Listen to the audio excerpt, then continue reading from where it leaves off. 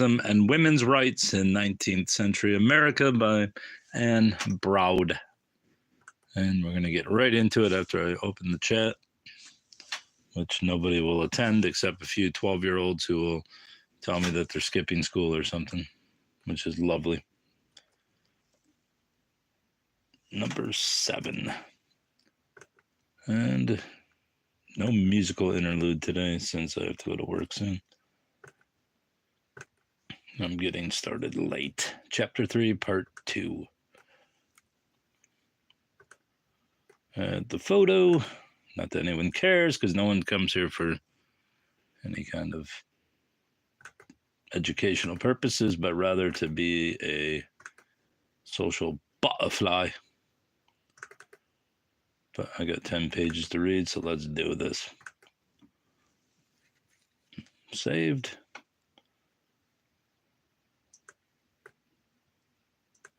Hello.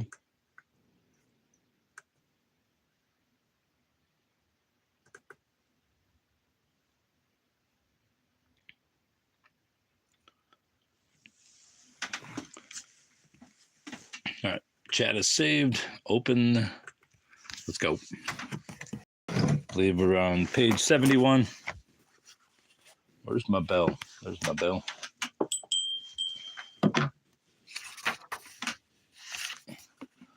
Page 71. Where would we have left off? I think we're right here.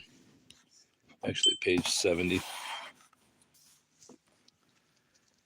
The convention's first resolution expressed the common base of anti-authoritarianism and extreme individualism, shared by spiritualism and radicalism. It resolved that the authority of each individual soul is absolute and final, and condemned the individual, the church, or the state that attempts to control the opinions or practices of any man or woman by any authority or power outside of his or her own soul.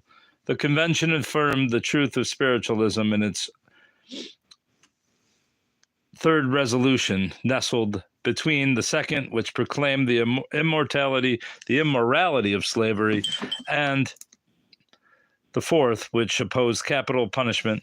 A strong women's rights resolution asserted that because of her individual autonomy, women should be placed politically, educationally, industrially, and socially on perfect equality with man.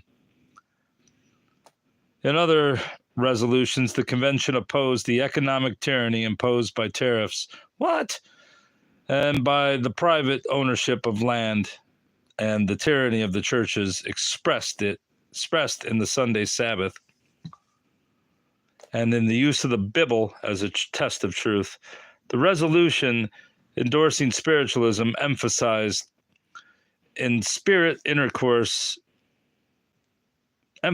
its social and political implications. The convention found that belief in spirit intercourse is opposed to all despotism, impurity, and sensualism, or favorable to sound morality. And the convention found that belief in spirit intercourse is opposed to all despotism, impurity, and sensualism, and conduces to the only authority consistent with the human soul or favorable to sound morality. Spiritualism was presented as an integral part of the program of radical reform. Like every other plank, its goal was emancipation. The strongest statement on women's rights came from spiritualist speakers. Henry Wright, one passage of the resolution he proposed, supporting women's right to decide when and under what circumstances she will bear children. Mary Davis spoke in support of Wright's resolution and about other disabilities women suffered in marriage. The medium Mrs. Julia Branch gave one of the century's most fiery defenses of free love and then offered the following resolution. Resolve that the slavery and degradation of woman proceed from the institution of marriage. Bless you too, bruv. That by the marriage contract she looses control, and that's the proper term, of her name, her person, her property, her labor, her affections, her children, and her freedom.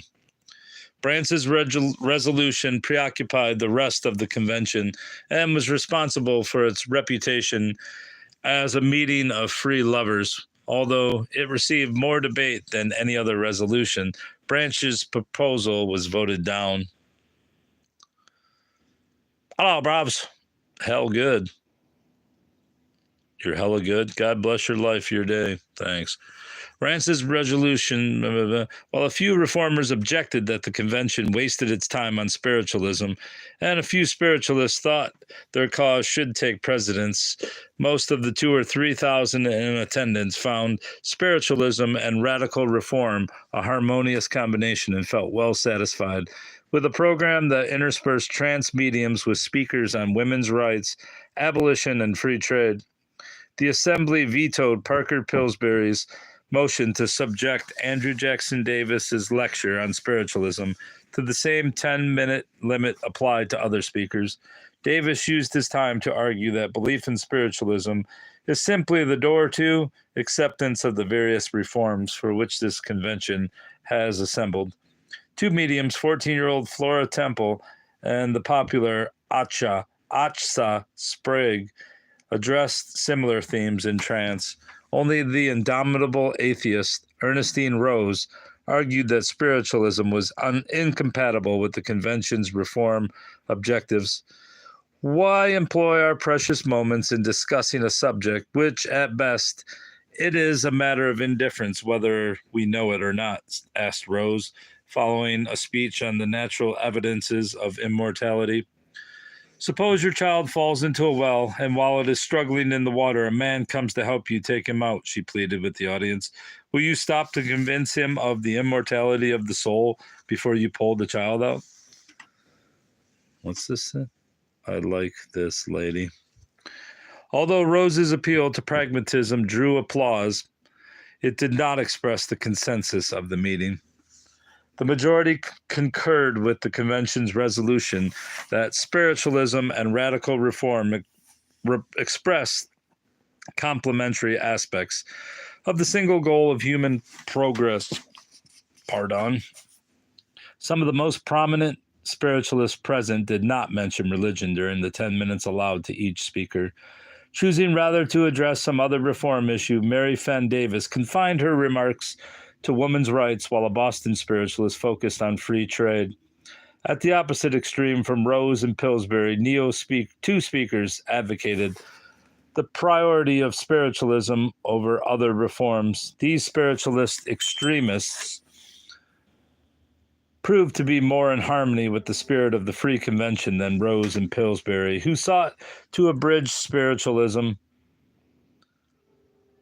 free speech, to abridge spiritualists' free speech. When Pillsbury tried to interrupt a lengthy debate over spiritualism's compatibility with the Bible, the audience shouted him down. A speaker from New Hampshire asserted the greater liberty of the spiritualist position.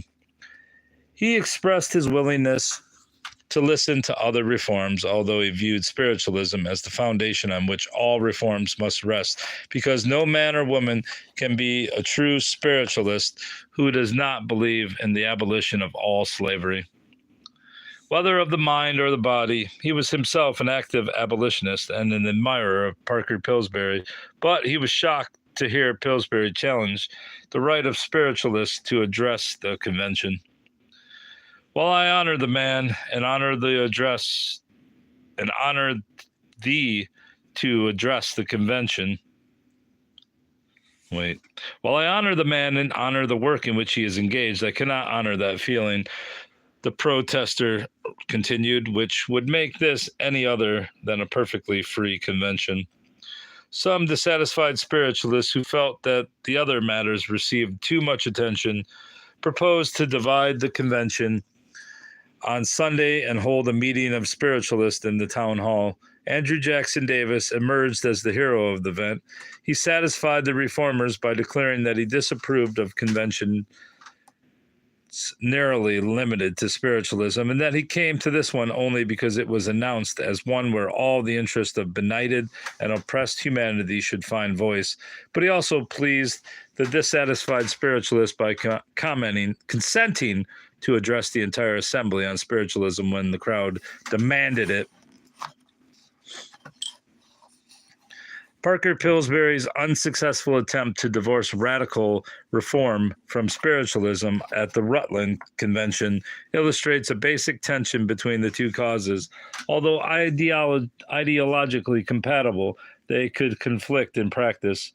One might believe in both, but partisans urge that, as a matter of expediency, one or the other must be put first.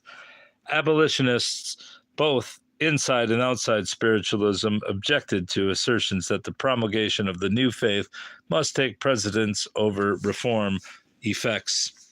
On the other hand, consistent advocates of individual sovereignty balked at the ideological impurity of the reformers who participated in the political process or in organizations that compromised their authority. The pervasive overlap of spiritualism with radical reform exacerbated the tensions between the new religion and the political concerns of its adherents. Spiritualism preoccupied Garrisonians during the early 1850s, but elicited a wide range of responses. Many reformers believed in spiritualism, but rarely identified themselves with the movement, focusing their public activities first on abolition and second on women's rights. This group included Garrison, Lucy Coleman, Elizabeth Buffum Chase, Betsy Mix Cowles, Thomas Wentworth Higginson, Francis Jackson, Ellis Gray Loring, William Cooper Neal, Oliver Johnson, and the Grimke sisters, for example. Probably many of this group shared Thomas Wentworth Higginson's reservations about the spiritualists' platform. And so what if they did? We're moving this. I need some better light. There we go.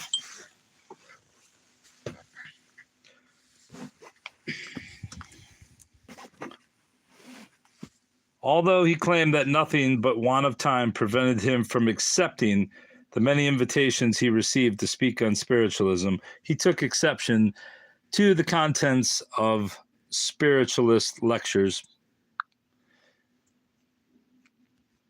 Undoubtedly, the facts of spiritualism are the most important yet launched upon the history of humanity, Higgins concluded. After 8 years of investigation, but the philosophy of spiritualism is not yet born, and the more boldly one talks about it, the less attention he usually deserves. Yet, during the next 2 years, Higginson found time to deliver and publish 2 addresses endorsing spiritualism. Radicals may not have cared for the metaphysical excesses of some spiritualists, but their distaste was insufficient to dispel their faith in a religion that harmonized so well with their social and political ideas. Non-spiritualist Parker Pillsbury criticized believers' lack of militancy on abolition, but he nevertheless remained alert to their significance as an audience for radical reform. In spite of reservations, Pillsbury and Ernestine Rose shared the platform with spiritualists repeatedly during the 1850s and 1860s. They both participated in the sequel to the Rutland Convention, called by Mary and Andrew Jackson Davis to Utica, New York. While Pillsbury thought the attendance of 2,000 or 3,000 at the Rutland Convention placed it among the largest reform conventions ever held, Henry Wright was able to give a report of the Utica Convention to a crowd of 5,000 at a spiritualist picnic the next month. Spiritualist meetings were large and frequent and provided an important platform for radicals who were invited to speak freely, whether they were spiritualists or not. In the 1870s, Pillsbury still frequented spiritualist conventions and claimed that he had always been a friend of the movement. Spiritualists made up such an important audience for radical views that they could not be dismissed. Abolitionists complained that a few of their number had given up the cause of the slave in favor of the spirits. John Murray Spear and Stephen Pearl Andrews did become preoccupied with spiritualism to the exclusion of anti-slavery. Leroy Sunderland was accused by a liberator correspondent of having apostatized from anti-slavery and selling ghosts by the dollar. Garrison defended Sunderland's character, finding that his course regarding spiritualism had been disinterested, upright, and honorable, but confirmed that Sunderland has not been visible as a public laborer in the anti-slavery cause for several years, having devoted himself with enthusiastic zeal to scientific investigations and experiments. The Salem, Massachusetts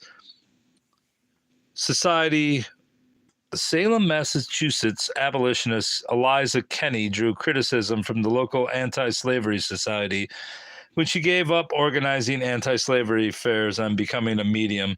She explained to the Black abolitionist spiritualist William Cooper Nell that she considered anti-slavery included in her spiritualism. Kenny, who signed the call to the Second National Women's Rights Convention in 1850, was lost to the cause of both woman and the slave after she became a follower of the idiosyncratic medium John Murray Spear. Lucy Coleman, who also a participant in the 1850s Women's Right Convention, I don't like the wording of that, and a woman's rights canvasser, encountered similar defections among abolitionists in Michigan, where spiritualism was rioting like some outbreak of disease. Throughout the state, circles were the order of the day and of the night. When Coleman traveled with Amy Post from Western New York to Michigan for the annual meeting of the Western Anti-Slavery Society, the meeting's attention focused on spiritualism. My friend, Mrs. Post, as well as myself, was a spiritualist, but we could see no propriety in turning an abolition meeting into an experience meeting for spirits. Coleman complained even the veteran Henry C. Wright seemed to have lost all zeal for the slaves, saying that now the spirits would, without doubt, bring the emancipation of the race, just as the Christian would have said, God will, in his own good time, take care of the slave. Coleman's partner on her speaking tour for the American Anti-Slavery Society, Andrew Foss, accepted spiritualism the following year when he received a message from his deceased daughter. He continued his abolitionist labors, but also spoke at spiritualist conventions. The tensions created by spiritualist sympathy for reform generated hostile editorial debates within the spiritualist press. With one or two exceptions, the spiritual papers of the North are more or less tinctured with the peculiar fanaticism of that section, complained L.F.W. Andrews, editor of the single pro-slavery spiritualist newspaper. Wait, he was pro-slavery? This person put boo. I mean, how the fuck could you be a paper that's pro-slavery? Spiritualist newspaper about the anti-slavery bias of the spiritualist press. Most spiritualist newspapers were proud of their anti-slavery reputations, but the largest and most moderate, the Banner of Light, tried to remain neutral. In 1858, the two-year-old Banner, anxious to appeal to a broad national readership, tried to separate its unorthodox religious views from the unpopular political positions that usually accompanied them. It published a series of sermons by Theodore Parker, but omitted the sermon on slavery because it was too controversial. Theodore Parker was not a spiritualist, but he espoused a critique of established religion that made him very popular among spiritualists. Our object in publishing the Banner is to aid in the dissemination of spiritualism, and much as we admire Mr. Parker, and we do certainly love him and his theology, we cannot take grounds which will contract the sphere of our usefulness, explained the editors. We have no desire to single out one evil more than another, particularly when the combat shall affect the legal rights of our brethren. The Banner's defense of the legal rights of slaveholders may have sustained subscriptions in the South, but it drew criticism from the abolitionists who were a vocal part of the spiritualist public. I solemnly protest as a spiritualist, wrote anti-slavery activist E.R. Place, against the spiritualism that could utter or that can endorse the sentiments quoted above. A second correspondent decried the inconsistency of the banner's position with the resolution of spiritualist conventions opposing despotic authority, whether spiritual or temporal. Editor Luther Colby responded with a plea that politics be kept out of religion, a cry heard often from other churches, but only rarely from spiritualists. In 1860, Andrew Jackson Davis, frustrated by the banner's apolitical stance, started his own newspaper, the Herald of Progress. The opening editorial condemned any serial or journal which, because lacking something, either in purse or principle, attempts to maintain positions of amiable neutrality on questions of great moment to mankind. This thinly veiled attack on the banner of light inaugurated a policy of forthright support for abolition, which indeed drew criticism from Southern readers who received the Herald to fill out their subscriptions to the defunct Spiritual Telegraph. 2 correspondents canceled their subscription because even if it was acceptable to us on the subject of slavery, which it is not, it is against both the law and public sentiment here to distribute or circulate incendiary and abolitionist publications. They warned Davis that he had ended his usefulness to spiritualism in the South. Davis replied that this warning proved that the free speech and slavery cannot go hand in hand. He's right. And that the facts of spiritualism alone do not convey its true message of freedom without spiritualist philosophy and principles.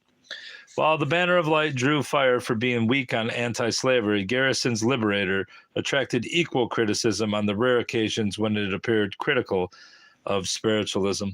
The Liberator received a flurry of angry correspondence when it printed a letter that objected to medium Cora Hatch's attribution of a trance lecture to the spirit of Theodore Parker and criticized her mediumship and spiritualism in general. Indignant spiritualist readers rushed to the defense of their faith. Progressive friend Giles Stebbins, hey, he was a friend of Eberbrock Ward, dissented from both the Liberator's criticism of spiritualism and the Banner's attempt at neutrality. Although neutrality on abolition was good business, judging from the Banner of Light's stability and wide circulation, activists supported a host of smaller, more daring papers. The Agitator, the Social Revolutionist, the Vanguard, and the Radical Spiritualist announced their sympathy with Garrisonian tactics in their title. What has spiritualism to do with anything if it ignores the discussion of the 3 great questions of the day? Asked Agitator editor Mrs. H. M. F. Brown in response to a co-religionist who claimed that spiritualism had nothing to do with abolition, women's rights, or free love. Women's rights to self-ownership. Ironically, spiritualism's conflicts with abolition increased its efficacy in nurturing women's rights agitation. During the 1850s, feminists whose first loyalty was to anti-slavery shared a common agenda with those whose first loyalty was to spiritualism. Both groups based their program on the condemnation of men's power over women implicit in the doctrine of individual sovereignty. As they labored to make that critique explicit during the 1850s, all advocated far-reaching changes in women's status, focusing on a woman's right to self-ownership to all legal and social relations, including her right to control her property, to control sexual access to her body, to have custody of the children she bore, and to wear healthful and unrestrictive clothing. But during the 1860s, the course of women's rights within spiritualism and within abolition began to diverge. While spiritualists continued to fight for the radical reform agenda of the 1850s throughout the 19th century, a narrower program concentrating on the right to vote arose among activists who identified themselves with abolition but not with spiritualism. Although women's rights agitators, I just don't understand that. Although women's rights agitators held their own conventions, during this period, the women who led these meetings remained a subgroup within the abolition movement. although many of them had faith in spirit communication, with the exception of those who organized the very first conventions in New York State. Most of these women did not publicly identify themselves with spiritualism and did not contribute to its progress as a movement. They perceived themselves as working for equal rights for all people, black and white, male and female, but their concerns remained secondary in the larger movement, which was aimed primarily at the abolition of slavery. The full implications of this subordinate status within the abolition movement did not become clear until after the Civil War, when women were asked to set aside their claims until full rights were secured by black men. Because the women's rights movement was essentially ancillary to the abolition movement, internal and external developments affecting anti-slavery determined its course. Abolitionists set the agenda, and women's rights activists either followed their lead or reacted against it. During the Civil War period, non-spiritualist women's rights advocates abandoned agitation for women. What the hell is agitation for women? When Abraham Lincoln signed the Emancipation Proclamation, Elizabeth Cady Stanton and Susan B. Anthony immediately formed the Women's Loyal League to lobby for a constitutional amendment outlawing slavery. Following the war, the struggle over the 15th Amendment to the Constitution, granting voting rights to freed slaves, convinced the abolitionist women's movement that voting was the most important right for women to obtain, and transform the women's rights movement into the woman suffrage movement. And the person who owned the book previously says cool to this next section. Spiritualist agitators did not depend on the anti-slavery movement for resources or networks, and did not determine their reform program in response to abolition. In contrast to their non-spiritualist sisters, they did not abandon women's rights agitation during the Civil War, nor did they assume a narrow focus on suffrage after the war. They continued to pursue the broad women's rights agenda of the 1850s, pressing for dress reform, marriage reform, and economic rights, all of which disappeared from the post-war suffrage movement. Although spiritualists universally condemned slavery, their organizational independence from abolition allowed them to assert that women's rights should be the preeminent reform. Like other abolitionists, spiritualists believe that the oppression of African Americans and of women stemmed from the same cause. A typical speaker protested against the ownership of souls and called for freedom for the black man and the white woman. What about the black woman? While most abolitionists felt that the dire conditions of freed slaves required that their cause take priority even after the Civil War, some spiritualists asserted that while women suffered the worst slavery, that white women suffered the worst slavery. I don't know about that, baby. As one spiritualist put it, he wanted equality for all before the law, regardless of sex or color. And I place woman before the Negro. Even a speech by a colored gentleman, an unusual event at a spiritualist convention, endorsed universal suffrage, enfranchising African Americans and women simultaneously. Spiritualist assertions of women's rights could have racist overtones. The woman of refined sensibilities, more than the stolid slave of the South, needs emancipation, wrote the editor of the Social Revolutionist. Trans speaker Warren Chase, member of the Wisconsin legislature in the early 1850s, concluded from his efforts to extend suffrage to blacks and women that the slavery of women was deeper and more lasting than that of Negroes in the hearts and prejudices of the people. Mrs. H.M.F. Brown told the convention that white women endured the worst slavery, but the resolution she put before the assembly protested the slavery of both blacks and women. While Frederick Douglass implored equal rights advocates to make the years after the war the Negro's hour, a reporter at a spiritualist convention observed that the interest and appreciation shows Juliet Stillman's woman's rights speech. The interest and appreciation shown Juliet Stillman's woman's rights speech told plainer than words that now is woman's hour, and she has but to work and wait for the harvest that is ripening, when she can gather for herself and her daughters the rich fruits of freedom, equality, and justice. Even the banner of light, which defended ideological neutrality regarding abolition, felt free to voice fighting words for women's rights. The banner shall continue to wave until all humanity are completely disenthralled, and woman, the brightest gem in the human galaxy, placed on an equality in every respect with her companion, man. The paper editorialized in 1866. At spiritualist conventions, abolitionists were joined in their advocacy of women's rights by spiritualist reformers who shared their ideological individualism but not their commitment to anti-slavery as preeminent among all reforms.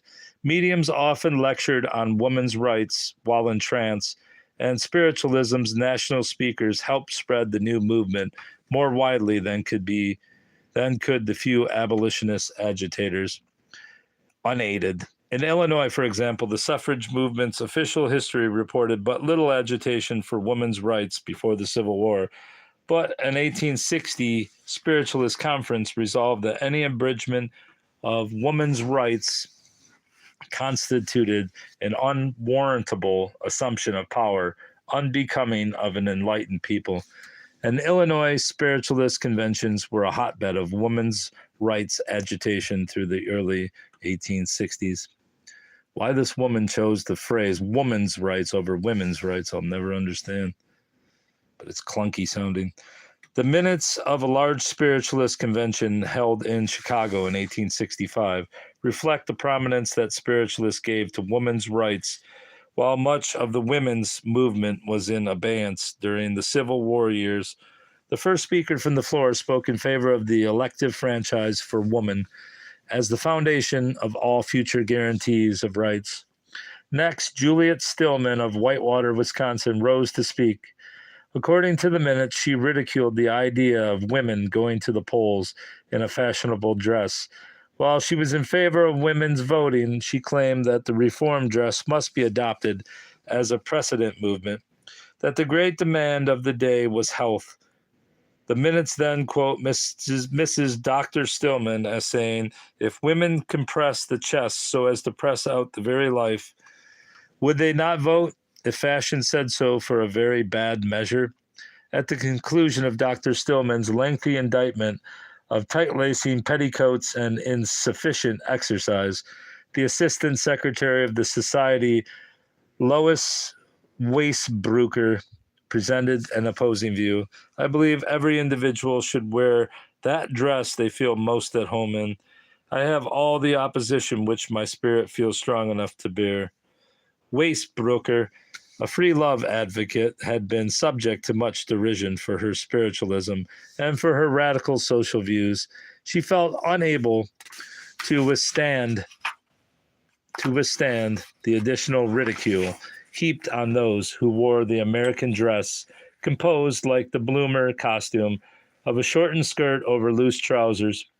Spiritualists not only kept women's rights before the public during the Civil War years, but also provided for the expression of a diversity of opinions among agitators of the cause. Spiritualism provided a platform and a network of support for a relentless group of women's rights advocates who operated outside the mainstream of the women's movement. Inspired by the principle of individualism, non-medium leaders Dr. Juliet Stillman Severance, Hannah, Mrs. H.F.M. Brown, Annie Denton Cridge, Lois Weisbrucker, Louise T. Whittier, Mary Fenn Davis, and Dr. Elcinda Wilhelm focus almost exclusively on women's rights during their frequent appearances before spiritualist audiences. In pursuit of women's emancipation, they edited newspapers, wrote books, led organizations, chaired conventions, and addressed large audiences regularly for several decades.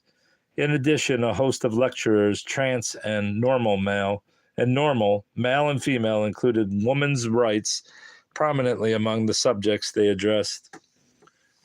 In spite of their ardent dedication to the cause, Spiritualist women's rights agitators are strangely absent from the chronicles of the 19th-century women's movement. See, they go back and forth between women's and women's. Mrs. H.F.M. Braude published The Agitator, a newspaper devoted to spiritualism and women's rights, in Cleveland in the late 1850s. One of the earliest and most radical of American women's newspapers, neither The Agitator nor its editor found their way into accounts of the 19th century women's movement. Hannah F.M. Braude's paper should not be confused with The Agitator, published by Mary Livermore in Chicago 10 years later. Where was I? Hannah Braude became an agent for Stanton and Anthony's new paper, The Revolution, probably selling it in her bookstore, and Alcinda Wilhelm wrote exuberant praise for the new publication, but its editors left the activities, as I just spit on the book, of their spiritualist co-workers unnoticed. Lois Wastebroeker published more than a dozen novels and tracts advocating women's rights and published and edited a series of feminist newspapers, but she drew no attention from non-spiritualist reformers. All right. Rev that engine, bro. Spiritualists distinguished themselves among women's rights activists by their radicalism, their association with anarchism and socialism, and their critiques of marriage, which earned them all the label free lover. Their pursuit of absolute self-determination for women prohibited them from focusing on a single issue, such as temperance or suffrage, the movements that provided most of the strong female leaders of the 19th century. The absence of spiritualist agitators from standard chronicles may result from the canonization of the history of the women's rights movement in the 3-volume History of Women's Suffrage, edited by Elizabeth Cady Stanton, Susan B. Anthony, and Matilda Jocelyn Gage. It is unclear whether the editors intentionally excluded spiritualists from their account or whether they were simply unfamiliar with them. The editors depended for much of their text on local leaders who, with the exception of Catherine Stebbins of Michigan, may have preferred to exclude spiritualist co-workers because of their heterodoxy. It is also possible that spiritualist agitators and other reformers worked on parallel tracks, that they were each unaware of the other's activities, yet nonetheless in pursuit of similar goals. In either case, spiritualists' exclusion from the historical record did not reflect their impact at the time. Spiritualism provided an important audience for radical reform and a source of affirmation for embattled radical leaders. In their zeal for self-ownership, spiritualists advocated the broad women's rights program, combating every disability imposed by church, state, or social convention. They spread the message of women's emancipation to large audiences, lecturing tirelessly across the country. The annals of spiritualism contain the history of another women's rights movement, in addition to the one that became the woman suffrage movement. That's going to be all for now. The meaning of mediumship is next. All right, Bobs. That's all. Goodbye. Goodbye.